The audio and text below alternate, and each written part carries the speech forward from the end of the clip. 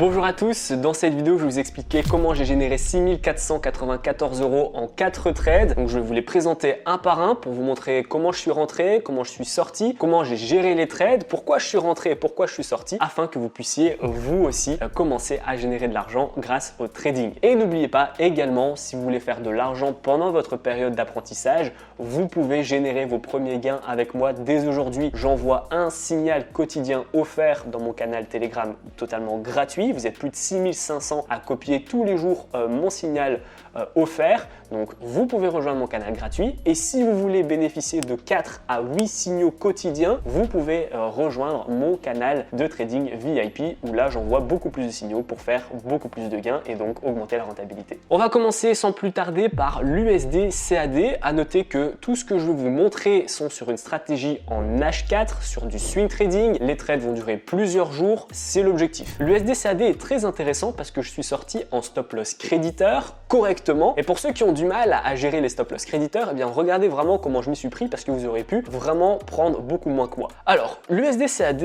je suis donc rentré, je vous ai envoyé le signal le 16 mai à 9h heure France, donc on était sur cette bougie ici. Pourquoi je me suis positionné à l'achat dans ce contexte-ci? Eh bien parce que vous le voyez ici, je vous ai au préalable mis une zone de support qui était une zone de résistance très importante. Je pourrais même ici la prolonger en fait pour englober même ce travail de résistance ici. Donc j'avais de la résistance là, encore de la résistance et ici je vois que on rentre dans cette zone qui est maintenant une zone de support. Je vois donc un potentiel achat relativement bas et donc un rebond qui est probable. Je vais donc analyser plusieurs choses, les résistances qui vont m'ennuyer et les objectifs qui pourraient m'intéresser. Je vais donc relever 3 résistances très importantes. Je vais avoir la première résistance qui est ici, qui va m'ennuyer ici et également là, ainsi que ici. Je sais que c'est une résistance qui est pas forcément ultra difficile à casser, mais qui risquerait eh bien, au minimum de faire replier un petit peu les prix. Ensuite, je vais avoir une deuxième résistance à cause en fait de ce repli ici et de ce rebond là. Et je vais avoir une dernière résistance qui va être ici en fonction donc de ce travail de repli ici ainsi que ici. Donc ça, ce sont les 3 résistances que j'ai identifiées qui pourraient impacter mon trade. Je vais donc devoir faire attention lorsqu'on va tourner autour de ces résistances. Je décide donc d'acheter donc sur ce point-là en travaillant sur le rebond. Je vais donc d'abord trouver un stop loss qui est correct, que je vais finalement tracer ici aux alentours de 65 pips. Ça me permet donc de laisser travailler le rebond. Je sais de toute façon que si on touche mon stop loss, on l'aura cassé ce support, donc ça sera plutôt baissier, j'aurai plus d'intérêt à vouloir acheter et je me donne un peu de la marge parce que je vois quand même que ici c'est du range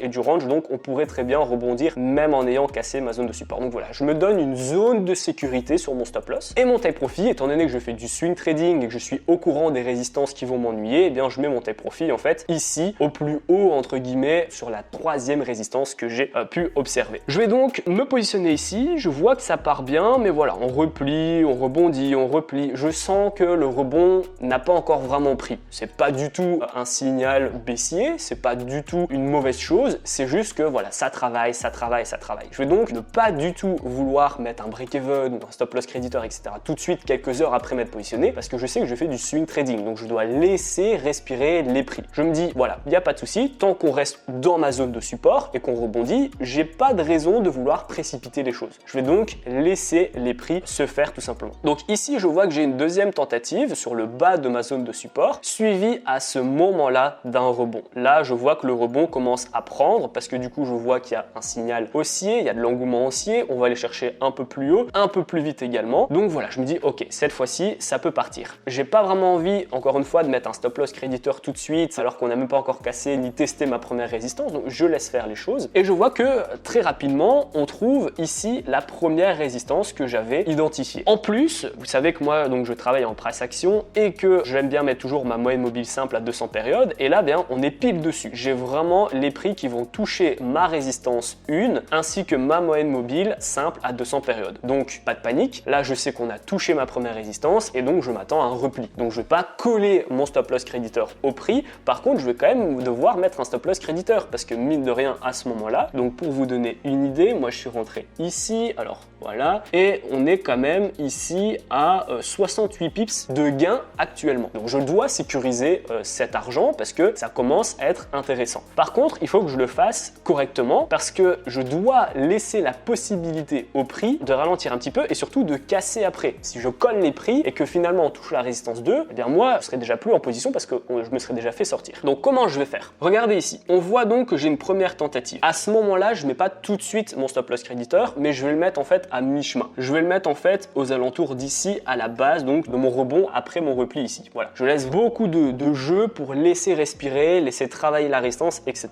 Et au moment où on replie, donc je laisse faire ici en fait ce petit repli, et au moment après qu'on replie ici, qu'on a une bougie haussière comme ça, donc avec une ombre qui est intéressante suivie d'une belle impulsion, là je me dis ok, ça c'est censé être sur ce mouvement-ci qu'on va casser la résistance. Donc là je vais remonter un peu mon stop loss créditeur et le mettre sur la base en dessous de l'ombre. Je vais le mettre juste ici pour me dire ok, c'est maintenant. Et ensuite je fais plus rien, j'attends. Au final ça se passe bien, ça casse ici et puis on va très rapidement aller chercher ma deuxième résistance. Comment je vais faire? Pendant du coup, bon là après coup vous voyez déjà le déroulé, mais moi je ne l'ai pas hein, évidemment. Je me dis voilà, on arrive à mi-chemin, on est à la deuxième résistance, je dois faire à peu près la même chose que pour la première résistance. Ça veut dire que je dois laisser respirer, je dois également ne pas prendre peur et pas précipiter les choses et laisser un repli potentiel avant une cassure potentielle, mais je dois également savoir sécuriser mon argent parce que là du coup, si on revient sur mon point d'entrée ici à peu près, voilà on était ici et j'arrive donc très rapidement là, je suis à 114 pips. 114 pips, ça commence vraiment à être intéressant. Là, on commence à générer pas mal d'argent sur ce trade et donc je me dois de sécuriser de l'argent, même si on n'est pas encore à mon take profit. Donc là, ce que je vais faire, étant donné qu'on a une grosse impulsion haussière et qu'on évite de passer de la résistance 1 à la résistance 2, je vais mettre mon stop loss créditeur à mi-chemin, au milieu de la grosse impulsion que vous voyez ici. Et là, c'est pas vraiment la même chose, ça se passe pas de la même façon et vous le voyez ici, parce qu'on a eu une grosse hausse et puis on a eu ici un signal baissier. On voit que on a une grosse ombre haussière, un petit corps baissier qui montre en fait du coup un potentiel retournement baissier. Donc là, qu'est-ce que je vais faire? Je vais remonter un peu mon stop loss créditeur en me disant voilà, je vais essayer de sécuriser encore un peu plus d'argent parce que c'est plus le même scénario. On n'a pas vraiment la bougie haussière comme j'avais sur ma résistance 1. Là, c'est plutôt une bougie baissière. Au final, je vois que les bougies haussières qui continuent sont des toutes petites bougies pas très intéressantes. Donc là, je sécurise au maximum mon stop loss créditeur en laissant un peu moins de marge parce que je sais que ça sent pas bon. Derrière, on a une grosse baisse. Là, ça continue à rebondir, mais je ne suis plus sur la position actuellement parce que je suis sorti en stop loss créditeur. Sur ce trade, j'ai su générer 1357 € de gains en quelques jours. Vous le voyez, c'est du swing trading, donc il n'y a pas de souci, c'était l'objectif. Par contre, j'aurais très bien pu générer 0 € si j'avais mal géré mon trade parce qu'on voit que au final, on n'a pas touché mon take profit. Donc c'est là l'importance de gérer correctement son stop loss créditeur. C'est super important. Ça permet bien de sécuriser des gains, de laisser l'opportunité au prix de s'exprimer. Si vous voyez que les prix replient mais montrent des signaux d'achat comme par exemple ici sur la tentative de la résistance 1, eh bien laissez respirer les prix et attendez qu'on casse. Si par contre sur le deuxième scénario où on voit qu'on n'a pas eu de signal haussier et que c'était plutôt même un signal négatif de retournement, eh bien n'hésitez pas à recoller un peu plus le stop loss créditeur. Donc voilà l'argent, le trade que j'ai généré sur l'USD CAD en quelques jours. C'était un trade très important, j'ai voulu commencer par celui-là parce que lui n'a pas touché mon take profit, donc j'ai dû me débrouiller pour faire le maximum d'argent dans un scénario qui n'a pas été atteint. Passons maintenant à un trade sur le GBP CAD à l'achat qui lui a touché mon take profit. J'ai généré 1675 € sur ce trade. Il était très intéressant, il était en tendance comparé également au précédent, donc j'avais plus de probabilité. Donc je vais vous expliquer encore une fois comment j'ai géré ce trade et pourquoi je me suis positionné. Donc c'est un trade que je vous ai envoyé également dans le canal Telegram. Pourquoi j'aime bien ce trade? Parce que du coup j'avais pas mal de probabilités et j'étais vraiment très tranquille en termes de stop loss et take profit. Je vais vous expliquer. Donc ici je suis rentré sur cette bougie qui correspond en fait à un achat après une cassure d'une grosse résistance. Vous le voyez ici, on a une grosse résistance là, encore une fois ici, et puis là je vois qu'on casse et puis forcément je m'attends à un pullback. Après une grosse cassure d'une résistance qui est très importante, on a ce qu'on appelle des prises de profit, donc les prix s'affaissent un petit peu. Il y a une prise de profit qui fait baisser forcément le graphique. Donc donc je me dis ok, pas de souci, je vais rentrer à ce moment-là à l'achat en tendance haussière après une résistance très importante. La première étape à commencer à connaître, c'est la mise en place du stop loss. Donc là aussi, j'aime toujours placer mes stop loss environ à 60-65 pips et mes take profits sont très souvent autour de 150 pips, un ratio qui est un peu plus que 2-1. Et là, qu'est-ce que je vois? Je me dis ok, ça me semble assez évident, j'ai une très grosse zone de support maintenant, qui était une très grosse zone de résistance, et donc je me dois d'être protégé par cette zone. Je peux donc mettre un stop loss relativement proche, mais qui doit quand même me laisser l'opportunité au prix de rebondir. Donc je vais mettre mon stop loss ici, en me disant voilà, étant donné que parfois on a rebondi ici, je pourrais même en fait englober un peu plus la zone et donc l'élargir un peu. Je dois laisser de la marge pour rebondir, et donc je mets mon stop loss ici, en me disant voilà, je laisse l'opportunité au prix de rebondir sans qu'une ombre puisse faire sauter mon trade. Ensuite, mon take profit, donc je le mets ici. Pourquoi? Parce que je vois en fait que j'ai pas grand chose en termes d'historique, tout simplement. Je vois que ici j'ai des points précédents qui sont intéressants, mais ça me correspond pas vraiment. Si j'avais fait du day trading, pourquoi pas, mais là je suis en swing. Donc qu'est-ce que je vais faire? Je vais juste travailler sur les prix psychologiques. Je connais les trades, les actifs, etc., les devises, je trade les mêmes tous les jours. Donc je connais un peu les points psychologiques de chaque trade. Mais dans ce genre de scénario, vous pouvez donc utiliser les projections d'Osoda qui sont très importantes. Vous tracez des vagues en N pour avoir les prochains objectifs. Vous pouvez également tracer les points pivots. Il y a plusieurs façons de travailler sur les take profits tout simplement lorsque vous en avez pas trop. Là, je savais que les 1,74 200, les 1,74 tout rond également sont des points importants pour le GBP/CAD. Donc j'ai travaillé price action pure sur le prix en lui-même. Qu'est-ce qui se passe? Je vois donc que très rapidement on est en gain. Donc on a un petit repli ici. Vous allez peut-être me poser la question pourquoi je suis rentré ici alors que je savais que théoriquement on allait perdre un petit peu de puissance, et donc pourquoi je me suis pas positionné sur le support? J'aurais pu bien plus gérer mon point d'entrée. Alors c'est plus des excuses, mais je dois faire attention à ma session horaire. Donc moi je suis pas en France, actuellement je suis en Thaïlande, donc j'ai des horaires qui sont totalement décalés, et donc il y a des fois où je peux me connecter seulement maintenant et pas vraiment après. Donc là je savais que ma condition de trade était respectée dans tous les cas, et étant donné que c'est du swing trading, rentrer à 10 pips d'intervalle, ça me change pas grand chose. Étant donné que je vais aller chercher 150 pips, je suis pas à 10 pips près. Je préfère sécuriser ma position et rentrer avant que ça casse, plutôt que de me dire je rentrerai peut-être après et au final je pourrais peut-être pas me positionner du tout. Donc voilà, j'ai préféré tout simplement me positionner un peu tôt, le temps également que j'envoie le signal de trading, que les gens le lisent, le copient, etc. Je dois toujours rentrer un petit peu à l'avance, mais dans tous les cas mon scénario de trade était respecté. Et donc là c'était assez facile pour le coup pour moi, parce qu'il y avait un travail de stop loss créditeur qui était beaucoup moins important. La gestion de trade était beaucoup plus facile parce qu'on a été dans mon sens très rapidement en fait. Vous le voyez ici, on a eu un gros rebond. Là ensuite ça c'est le gap. On a très rapidement réintégré le support oblique, on a très rapidement ravalé le gap, donc j'avais aucun signe de faiblesse ou de vente, etc.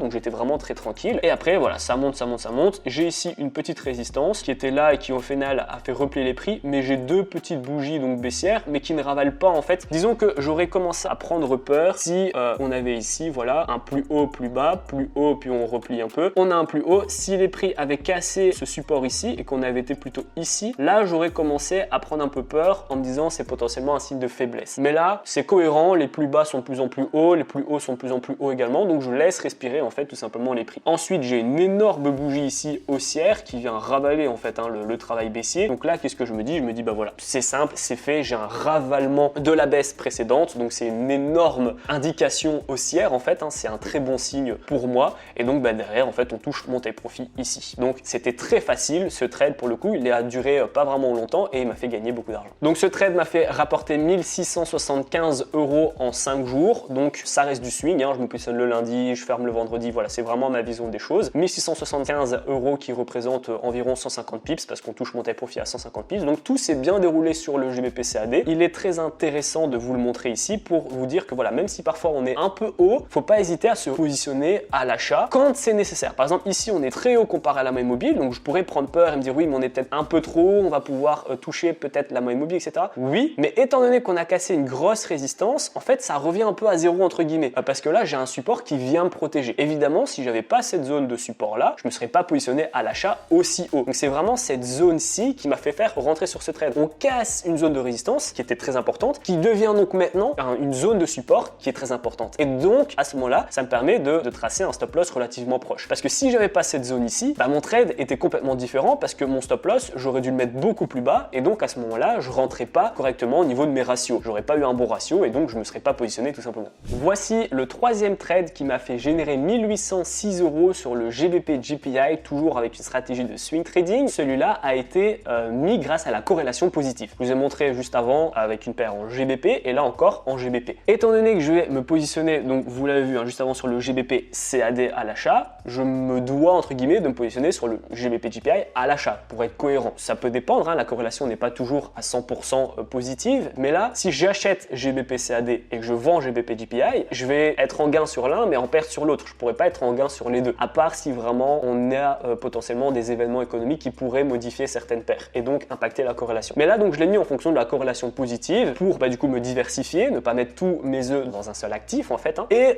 j'avais également un peu le même scénario que je vais vous montrer. Ici, je décide d'acheter, donc je voulais aussi envoyer ce trade là. Je me positionne sur cette bougie-ci grâce, encore une fois, à cette zone de support très important qu'on a fini par casser. Vous voyez ici, on avait eu un gros travail de résistance. Là, on a essayé, mais on n'avait pas vraiment réussi. Et enfin, on a cassé. On consolide un petit peu pour s'asseoir sur la cassure, ce qui donne un peu aussi de puissance. C'est vrai que quand on casse en une bougie et qu'après, hop, on peut repartir assez facilement à la baisse. Mais si quand on casse, on consolide, on s'assoit sur la cassure, etc., c'est forcément signe de moins de volatilité et donc forcément, il y a plus de chances qu'on reparte à la hausse ensuite. Et donc là, c'est super important parce que le GBP GPI est une paire qui coûte cher. Le GPI, en règle générale, coûte assez cher. Donc les 60 pips ici que j'aime mettre à chaque fois, 65 pips de perte en stop loss, je dois quand même le serrer. On voit ici que mon stop loss est quand même un peu plus serré. Donc j'ai pas le choix de vraiment ne pas me rater sur mon stop loss. Et c'est parce que justement j'ai cette grosse zone de support que je décide de mettre mon stop loss juste ici, en dessous de ma zone de support, qui me permet donc de laisser la possibilité au prix de repartir sur la zone de support, rebondir correctement sans toucher mon stop loss. Évidemment, encore une fois, comme le trade précédent, si j'avais pas eu cette zone, je ne serais pas rentré à l'achat parce qu'on est bien trop haut comparé à la moyenne mobile. On est potentiellement en surachat. Mais le fait d'avoir cassé et de s'asseoir un peu sur la cassure me donne en fait la possibilité de repartir à la hausse. Alors ici, c'est très intéressant parce que même si j'ai gagné 1806 € sur ce trade en quelques jours encore une fois, on remarque après coup maintenant que j'aurais pu gagner beaucoup plus. Donc je vais vous expliquer pourquoi j'ai décidé de mettre mon take profit ici et pas plus haut. Parce que quand on regarde en fait sur la gauche, vous voyez que ça correspond à la clôture du corps de la bougie précédente. Donc vous pourriez très bien vous dire pourquoi est-ce que j'ai mis mon take profit sur le corps et pas sur l'ombre? Parce que on remarque encore une fois que si j'avais mis mon take profit en fonction de l'ombre, on aurait touché mon take profit. Et là, au lieu de faire un gain de 154 pips, j'aurais pu faire un gain de 260 pips. Donc beaucoup plus de 100 pips de gain, ça fait 50% en plus. C'est quand même assez important. C'est pas vraiment une erreur, mais c'est plus un choix que j'ai fait, sachant que j'étais déjà exposé sur le GBP avec ma paire précédente de GBP CAD que je vous ai montré. Si je décide d'être trop gourmand et qu'on ne touche pas mon take profit, que je suis pas là pour gérer mon stop loss créditeur et que les prix se retournent et qu'en plus j'étais déjà exposé sur la même devise de GBP avec mon trade précédent, j'aurais pu en fait prendre un gros risque pour pas grand chose. Donc j'ai préféré sécuriser le corps et c'est de toute façon ce que je vous recommande à chaque fois. Mettez toujours votre take profit en fonction des corps et pas en fonction des ombres parce que les corps c'est vraiment là où on peut définir les résistances, c'est là où on a échoué. Voilà, ça reste très incertain. On peut avoir, comme vous le voyez en fait ici, on a une ombre très haute et ensuite très basse. Alors que la clôture, voilà, ça a clôturé ici et donc j'ai vraiment une ligne qui est plus définie, plus linéaire. Donc j'ai décidé de mettre mon take profit ici. Et qui vaut également dans tous les cas à ma stratégie parce que ce take profit là était à 154 pips de gain si on le touchait et donc ça collait à ma stratégie. Si vous avez un swing trading un peu plus long, vous avez un day trading et donc vous voulez chercher un peu plus court, cherchez toujours des take profits atteignables et cohérents en fonction de votre stratégie. Ce take profit était atteignable et cohérent en fonction de ma stratégie. Celui au-dessus sur l'ombre était potentiellement atteignable mais moins cohérent en fonction de ma stratégie vu que moi je fais un swing entre 5 et 8 jours. Donc là, ça aurait demandé un peu plus de temps parce que au final, regardez, vu que moi je me suis positionné ici et on a touché mon take profit ici, donc on l'a touché assez rapidement, mais si j'attendais un peu plus tard, on aurait fait 9 jours. C'est un chouïa long pour ma stratégie personnelle. Alors je pensais pas qu'on allait le toucher aussi vite, pour le coup, mon take profit. Maintenant, on le voit, donc comment ça s'est passé. Je me suis positionné et directement, j'ai eu plusieurs impulsions en H4 qui m'ont donné raison très rapidement. J'ai tout de suite été en positif. Donc qu'est-ce qui s'est passé? Après donc toutes ces impulsions-là, j'ai décidé de mettre mon break-even et de laisser respirer les prix, même à un stop loss créditeur si je me souviens, en me disant voilà, je laisse respirer les prix, j'ai une grosse impulsion, donc il va y avoir de la prise de profit, donc les prix pourraient quand même à mon avis corriger un petit peu. N'oubliez pas que c'est normal que ça corrige, une tendance haussière, ça reste des impulsions, des corrections. des impulsions, des corrections. Donc si vous collez trop fort votre stop loss créditeur pendant les impulsions, vous allez vous faire sortir pendant les corrections. Donc n'oubliez jamais les corrections. Et donc en fait, directement après la correction, eh bien j'ai à nouveau une autre impulsion qui vient toucher mon take profit. Et c'était pas vraiment prévu comme ça, je pensais pas que les impulsions allaient être aussi rapides et aussi puissantes, et donc c'est pour ça que mon take profit a été touché très rapidement. Mais sinon, si j'avais dû gérer mon stop loss créditeur et mon trade autrement, je l'aurais mis donc ici d'abord à break-even après cette zone d'impulsion. Étant donné que j'ai une impulsion, j'attends la correction, donc je touche à rien. Et après la correction, si j'avais eu une impulsion un peu plus faible, j'aurais à ce moment-là mis mon stop loss créditeur ici sur la base de la correction précédente. Voilà. Et ensuite, par exemple, admettons qu'on supprime mon take profit ici. Là, j'ai une impulsion. Ok, je vais donc passer de là à ici. Je vais mettre mon stop loss créditeur sur la base de l'impulsion. J'attends la correction. Au final, je me rends compte que c'est pas une correction, mais plutôt une consolidation. Donc, je touche à rien. J'attends la prochaine impulsion. La prochaine impulsion, ok, c'est super. Je mets mon stop loss créditeur ici. J'attends la correction. La correction se fait très bien. J'ai une nouvelle impulsion. Donc, je mets mon stop loss créditeur ici. Et là, j'ai que deux impulsions. Donc, en fait, je peux suivre mon stop loss créditeur et je serai potentiellement sorti ici sur cette ombre de correction où j'aurais mis mon stop loss créditeur là et donc je tarderai pas à me faire sortir. Voilà comment j'aurais géré mon trade si j'avais mis un take profit beaucoup plus long. C'est vraiment attendre l'impulsion. Une fois que vous avez l'impulsion, vous mettez votre stop loss créditeur sur la base de cette impulsion pour que comme ça la correction ne vous impacte pas. Et après la correction, vous rattendez l'impulsion pour mettre votre stop loss créditeur sur la correction en fait et ainsi attendre l'impulsion. Donc voilà, vous mettez en fait à chaque fois votre stop loss créditeur en décalé. On a une impulsion, j'attends la correction. On a une impulsion, je monte un stop loss créditeur sur la correction. J'ai une correction, j'ai une impulsion, je remets mon stop loss créditeur sur la correction. Et comme ça fait que si on touche votre stop loss créditeur, c'est qu'on aurait été plus bas que la correction précédente. Et ça, c'est un bon signe de retournement. Voici l'explication de GBP NZD qui m'a fait gagner 1656 € en swing toujours. Alors ici, c'est assez intéressant. Je me suis positionné à contre-tendance, donc j'ai pris des risques. Maintenant, j'avais quand même pas mal de facteurs qui faisaient augmenter ma probabilité. Et donc, c'était pour ça que je voulais vous présenter ce trade. Comment augmenter sa probabilité dans un marché à contre-tendance. Alors ici, donc je vous l'avais envoyé également, ce signal, je me suis positionné sur cette bougie-ci exactement, en H4 avec un objectif de swing. Au niveau des stop loss et au niveau des take profits, étant donné que je me suis positionné un peu tard, pourquoi je me suis positionné un peu tard? C'est simple, parce que je suis à contre-tendance. Quand on se positionne à contre-tendance, on va éviter de se positionner à l'avance. Il nous faut beaucoup plus de scénarios haussiers et de preuves, entre guillemets, de signaux qui nous montrent que ça va monter, parce qu'on n'a pas les probas à l'avance. Par exemple, sur les trades précédents, en GBP, GPI par exemple, ou GBP CAD, j'avais les probabilités parce que j'étais à l'achat en tendance haussière, donc je pouvais me positionner un peu plus rapidement. Mais là, il me faut plus de confirmation pour m'assurer que j'ai la probabilité pour que les prix touchent mon take profit. Et de toute façon, je suis pas devin non plus. Mais là, donc, j'avais une grosse zone de support qui est ici.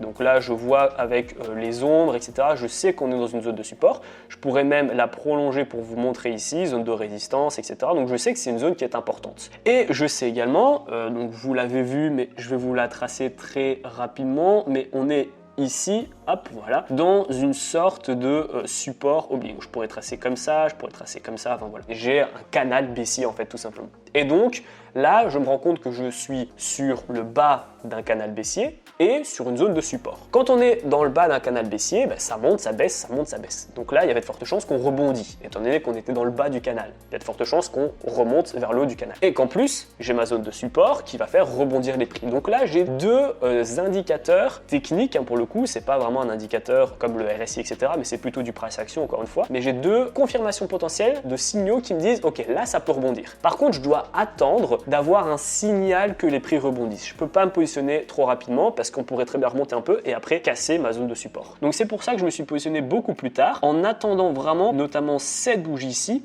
suivie de la prochaine qui vient en fait montrer un début de rebond. Je décide donc de me positionner ici avec un stop loss qui est juste là, vu que, alors j'aurais pu le mettre un peu plus bas, c'est vrai, j'aurais pu le mettre ici pour vraiment englober toute la zone de support, ça c'est vrai, mais j'ai décidé de le mettre ici en me disant que de toute façon, si on repart toucher mon stop loss, on n'aura même pas été au milieu de mon canal en fait, le canal baissier. Donc c'est que vraiment le rebond, la hausse se sera fait essouffler et je serai plus du tout dans le jeu. Donc c'est pour ça que j'ai décidé de mettre un stop loss relativement serré, bien qu'on est quand même encore à 65 pips. Mon take profit, pourquoi je l'ai mis ici? Eh bien je l'ai mis en fait tout simplement au point haut précédent. Ça peut être bizarre expliqué comme ça parce que étant donné que je suis dans un canal baissier, les points hauts sont de plus en plus bas normalement. Donc je suis censé mettre un take profit plus bas que mon point haut précédent. Là je l'ai mis au même endroit. Pourquoi? Pourquoi? Parce que je me suis dit, on va plus être dans un canal baissier, mais on va avoir la fin d'une baisse et le début d'une tendance neutre grâce à cette zone de support en fait qui est ici, qui va donc arrêter la baisse pour commencer un range ou une tendance neutre, ou au mieux une tendance haussière directement. Donc c'est vraiment cette zone de support qui m'a mis mettre mon take profit un peu plus haut. Si j'avais pas cette zone de support, j'aurais simplement mis un take profit plus bas que le haut précédent, donc je l'aurais mis potentiellement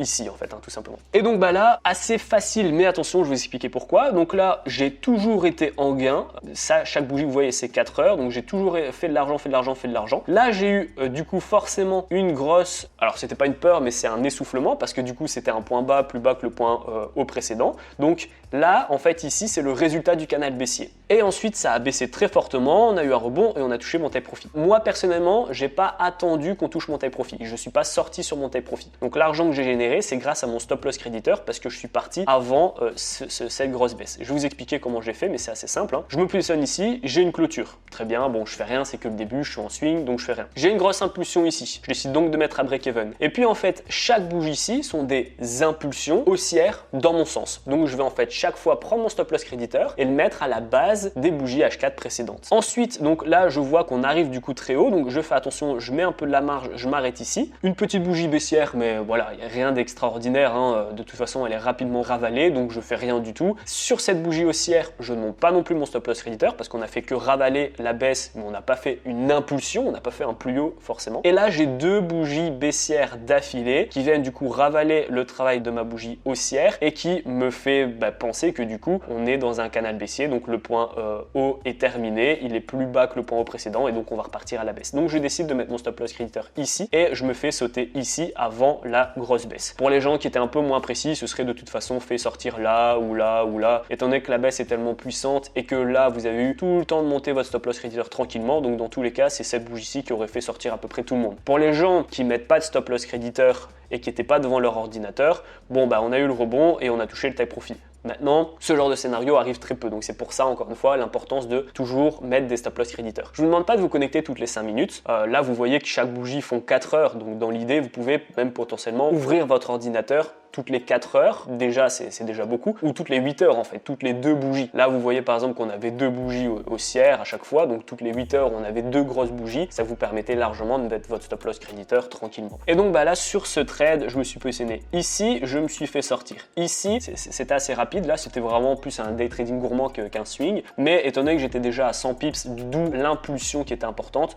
j'ai préféré sécuriser. Pour les gens qui du coup n'ont pas sécurisé et ont juste voulu attendre le take profit, ils ont touché leur take profit après 2 jours et 12 heures à 152 pips. Donc voilà comment j'ai généré 1656 € sur ce trade grâce à un stop loss créditeur très proche. L'importance, encore une fois, c'est à peu près le même scénario que le tout premier graphique que je vous ai montré sur l'USD/CAD. Identifiez des résistances qui vont vous poser problème. Attendez, laissez l'opportunité au prix de les casser, ces résistances, donc ne les collez pas avec votre stop loss créditeur. Si c'est cassé, ok, vous pouvez remonter votre stop loss créditeur et si vous voyez des signaux de faiblesse, eh bien à ce moment-là, vous pouvez rapprocher votre stop loss créditeur. Dans ce scénario-ci, j'ai vu un signal de faiblesse, donc 2 bougies baissières exactement au même endroit que le canal baissier devrait me montrer, vu que c'est un point bas plus bas que le point haut précédent. Donc là, c'était mon signal de faiblesse. J'ai donc décidé de coller mon stop loss créditeur parce que je savais que ça sentait pas bon. Pour l'USD/CAD ici, là, j'ai pas eu de signal de faiblesse. Au contraire, j'ai eu un signal haussier, donc j'ai laissé respirer. Mais là, j'ai eu un signal de faiblesse à cause de cette bougie ici, suivi de toutes petites bougies haussières qui ne montraient pas vraiment de puissance. Donc j'ai décidé de serrer le stop loss créditeur. Et quand on va regarder par exemple sur le GBP/JPY, là j'ai eu vraiment aucun signal de faiblesse parce que je n'avais identifié aucune résistance majeure qui aurait pu m'ennuyer. Pareil ici pour le GBP/CAD, j'avais aucune grosse résistance qui me posait problème, donc j'ai pu relativement laisser respirer, sachant encore une fois que j'étais en tendance. Voilà l'explication des 4 trades qui m'ont fait générer 6494 € au total. Je vous invite à m'envoyer en commentaire ce que vous en avez pensé. Est-ce que ça se rapproche un peu de votre stratégie personnelle ou est-ce que vous faites pas du tout de swing mais vous êtes plutôt en intraday ou en scalping ou en day trading? Donc voilà, n'hésitez pas à me donner votre retour dans l'espace commentaire. N'hésitez pas à me dire si ce format de vidéo vous plaît parce que je pourrais très bien vous en proposer beaucoup plus si je vois que ça vous plaît. Et n'oubliez pas également, si vous voulez faire de l'argent pendant votre période d'apprentissage, vous pouvez générer vos premiers gains avec moi dès aujourd'hui. J'envoie un signal quotidien offert dans mon canal Telegram totalement gratuit. Vous êtes plus de 6500 à copier tous les jours mon signal offerts. Donc vous pouvez rejoindre mon canal gratuit et si vous voulez bénéficier de 4 à 8 signaux quotidiens, vous pouvez rejoindre mon canal de trading VIP où là j'envoie beaucoup plus de signaux pour faire beaucoup plus de gains et donc augmenter la rentabilité.